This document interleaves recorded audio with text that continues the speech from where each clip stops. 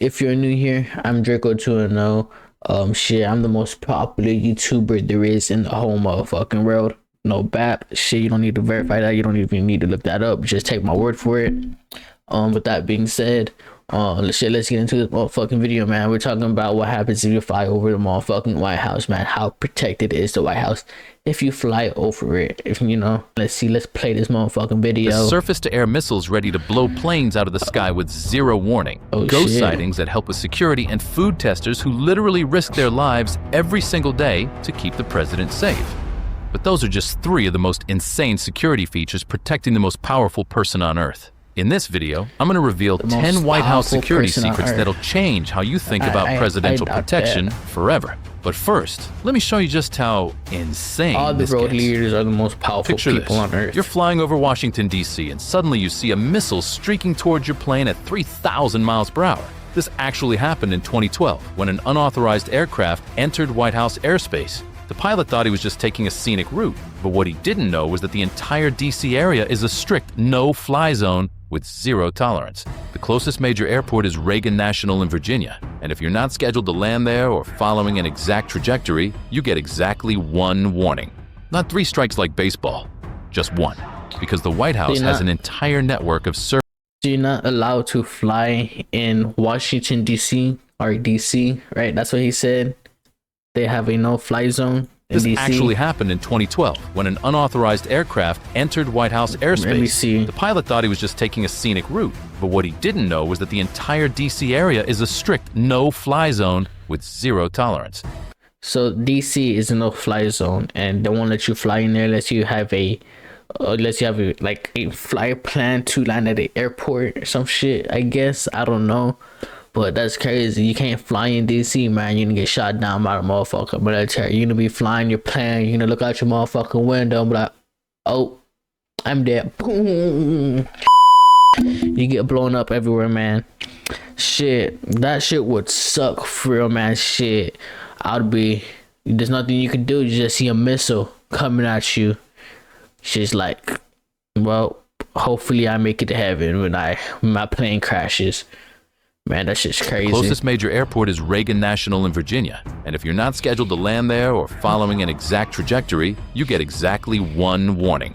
Not three strikes like baseball, just one, because the White House has an entire network of surface-to-air missiles positioned around the compound, including rumors of the high-tech Avenger missile defense system right on the White House roof itself. These aren't just for show. They have laser detection systems that can spot airborne threats up to a mile away.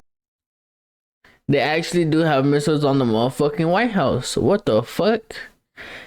Damn, imagine having a missile on your house. Boom, a plane passes by. I want to see if I can hit that plane. Boop. Hit the motherfucking plane, man. Hell nah, bro. Shit. Hey, I want a missile on my house. If you don't comply immediately, you're gone. But what if the threat isn't coming from above? What if someone thinks they can sneak across the lawn under cover of darkness? Well, they'd be dead wrong, because the entire White House compound is covered in something that sounds straight out of a spy movie. We're talking about infrared sensors that can detect the faintest heat signatures. Birds flying, squirrels scurrying, even a mouse hiding in the bushes. These lasers are completely invisible to the naked eye, so you'd never know they're there. But here's the crazy part. They don't just cover the lawn. These infrared sensing lasers scan the sky and go underground too. And sometimes they work almost too well. Security teams have rushed out expecting to find dangerous intruders, only to discover they've surrounded a confused squirrel. As long as that squirrel isn't working as a spy for foreign governments, it's got nothing to worry about. Now, assassination attempts by poisoning might sound like something from medieval times, but it's still a very real threat today. That's why the president has multiple food testers whose literal job is to eat everything before it reaches the president's mouth. These staff members are the first line of defense against poison, contaminated food, or any foodborne illness that could take the president out of commission. And if you think this sounds paranoid, just check out what happened in 2013. Barack Obama actually refused to eat dinner at a White House event because his food tester wasn't there. Think about that. The most powerful person in the world won't eat a meal without someone else trying it first. Every chef is heavily vetted, every ingredient is tracked, and if something goes wrong, the food tester will know about it before the president does, and White House medical staff will probably be second. Looking at the White House, you can see about 22 windows from the front. And then if you even decide to poison the president after food testing, you know, it does die on the spot or whatever. man, you're going to jail for motherfucking life. Try to kill the motherfucking president. Attempted assassination. The building actually has 147 windows total, and every single one could be a potential target. In 2012, someone proved just how real this threat is. An attacker managed to slip through security and fired a high-powered rifle at the White House from over 2,000 feet away. The bullet should have shattered the windows and potentially killed anyone inside. But instead, the reinforced ballistic glass caught every bullet without any issues.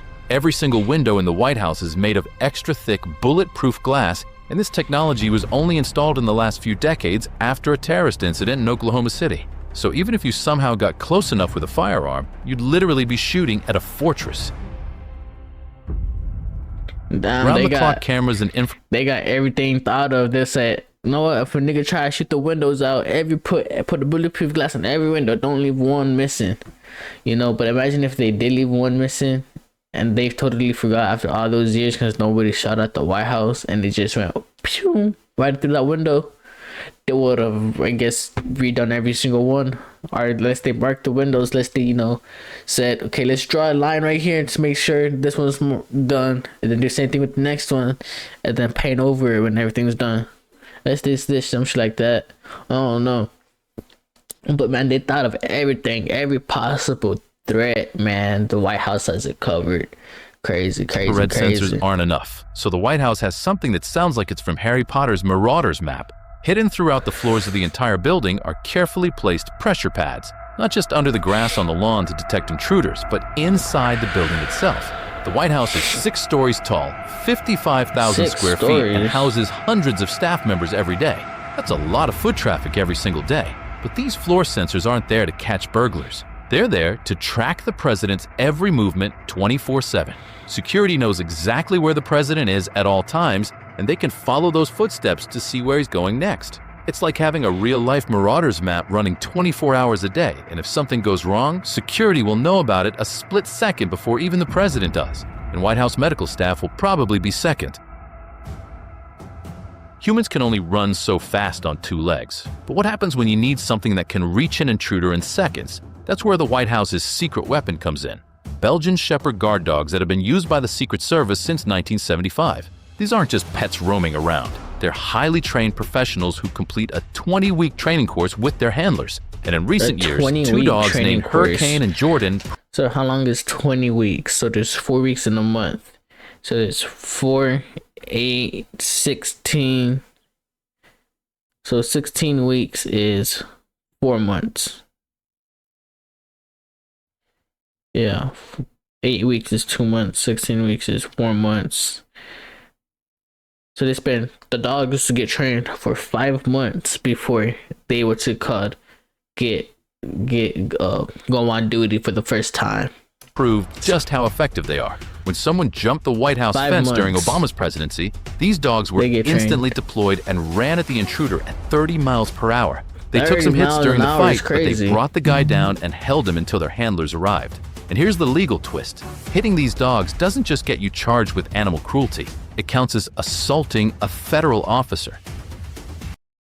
That's crazy. So you're not going to get assaulting a police officer, you know, because if you assault a canine, you're also assaulting a police officer because a canine is considered a cop.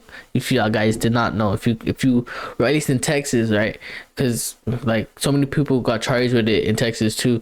Or if you hit a cop, like a police officer's dog, you know, a canine, you're gonna get charged with assault on a police officer. So if it's a federal agent, you're gonna get charged with assault on a federal agent. It's crazy. So if you hit a canine police officer, you're gonna get charged with assault on a police officer. Federal agent, you get shit is crazy, man. Crazy. Bro, I don't care about this ad. The White House itself might look impressive above ground, but what if I told you the real security is happening under your feet? While the White House building isn't actually nuke-proof, there's an underground bunker system that definitely is. We know that in 1987, Reagan had an underground tunnel that leads to a subterranean elevator. FDR had his own tunnel from the White House to the Treasury building, and George W. Bush was even photographed in this emergency space after 9/11. But here's where it gets really mysterious. In 2010, the entire White House lawn was excavated for 2 full years. People speculated they were building a new high-tech bunker, But since construction finished, the White House has never revealed what exactly was put down there. Whatever it is, it took 2 years to build and remains completely classified. And the only people that know about it are the construction workers. I bet you they just had the construction workers build the layout. They just said, man, I just need y'all to build the layout, the walls, and everything. And we got the rest, we have the rest. And we could build the rest, man. We just need y'all to build the layout. We could build the interior, man. We just need y'all to paint it and all that bullshit. Unless they have, a military construction team where the military has their own construction team that knows how to use these equipment and they just build it themselves, or they just hired a third party construction team to build it. And if anything, they probably had those construction people sign NDAs. So if you did talk about it, if you did disclose it, you're probably be arrested, and you're for sure gonna be sued. Because that's breaking the NDA. That's a contract. All right, but that was crazy. I bet you those people went home and told their family, "Oh yeah, I just built a secret bunker for the White House, man. Shit, you gave me some pussy. Shit." Exactly what they're gonna say to the motherfucking wife, man. While drones give security eyes in the sky, there's something even more intimidating watching from above. The White House roof is covered with sharpshooters armed with high-powered sniper rifles, surveying everything day and night. Dressed in all black and working in pairs, these aren't just regular security guards. They're literally some of the best marksmen in the world, mostly former military soldiers. And here's how good they are. Every single month, they have to prove their skills by hitting targets perfectly from 1,000 yards away. Miss your target, you're out. Come back next month and try again. The president can't afford anything less than perfection. And just to show off, these snipers sometimes position themselves in plain sight when the weather's clear, letting everyone know they're always watching. Now, what's the best way to keep people out of the White House? Yeah, that must be a fun ass job, bro. Just sitting on the roof of the White House all day, enjoying the view, like yeah, on the White House, smoking a cigarette, with this sniper who wanted to play today, man. Who wanted to get shot? You hang a nigga blown off, man. Come try me, man. Come try to jump the gate, man. You can hang him, but blown off, man. Shit, but nice ass view, man. Shit, man.